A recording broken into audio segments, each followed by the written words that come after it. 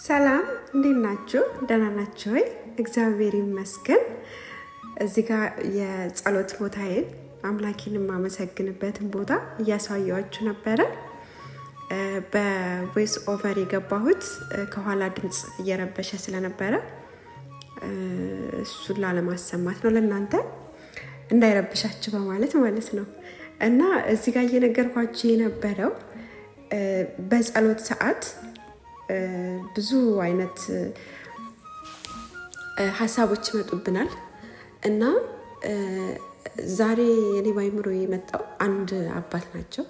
እኒህን አባት ደብረ ሊባኖስ ነው የማውቃቸው የዛሬ 6 ዓመት እና በብዙ ነገር ተጠቅሜያለሁ እሳቸውን በማወቄ።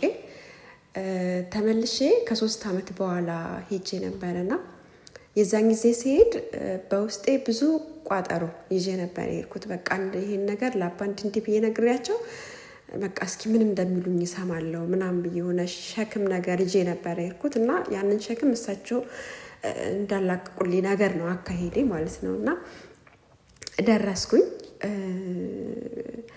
ቁጭ አልን እና መናገር የምፈልገውን ነገር በሙሉ ለእሳቸው ነገርኳቸው። እሳቸውም አዳመጡኝና እንኳን ደስ ያለሽ ነው ያሉኝ ማለት ነው። እና ያኔ ደንግጫለሁ እንደዚህ ሲሉኝ። ለምን እኔ የፈለኩት በቃ የሆነ ዝን ብለውልኝ በቃ እንደዚህ አድርጊ እንደዚህ ኩኝ ምናምን ነገር ነው የሚሉኝ እና ይሄን ቃል አልጠበቅኩትም ነበረ።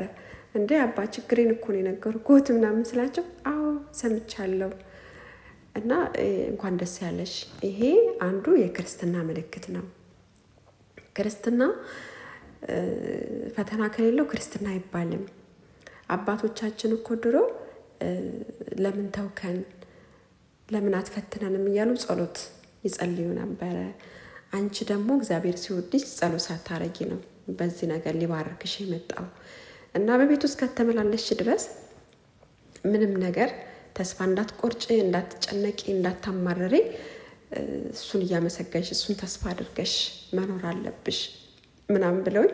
በእርግጥ ይህም ብቻ አይደለም ያሉ ብዙ ነገር መክረውኛል፣ በብዙ ነገር አንጸውኛል። እና ከዛም በኋላ በቃ እረፍትን የተሰማኝ እውነት የሆነ ቻርጅ ነገር የቸረጁ ነገር ነው የመሰለኝ። ምንም አይነት ፈተና ቢገጥመኝ እኛ አባት ናቸው ትዝ የሚሉኝ፣ ቃላቸው ነው ትዝ የሚለኝ። ኦኬ ይሄ ክርስትና አንዱ ምልክት ነው ለካ፣ ምንም ማለት አይደለም፣ በቃ ይታለፋል ያልኩኝ አምላኬንም ሳላማርር ራሴንም ሳላበሳጭ ብዙ ነገሮችን ማለፍ ችያለሁ ማለት ነው። እና አሁን ልላችሁ የመጣሁት መልእክቱ ዋና ፍሬው ምንድን ነው? ይህን ቪዲዮ በስህተት የደረሳችሁት ወንድሞቼ በተለያየ ችግር ውስጥ ልትሆኑ ትችላላችሁና ተስፋ እንዳትቆርጡ፣ አትጨነቁ፣ እግዚአብሔርን ለምን ፈተንከኝ አትበሉ። የኔ ስቃይ፣ የኔ ችግር፣ የኔ መከራ መች ነው የሚያልቀው አትበሉ። ይሄ አንዱ የክርስትና ምልክት ነውና እግዚአብሔር ደግሞ አይተወንም፣ የእውነት እግዚአብሔር አይተወንም። እና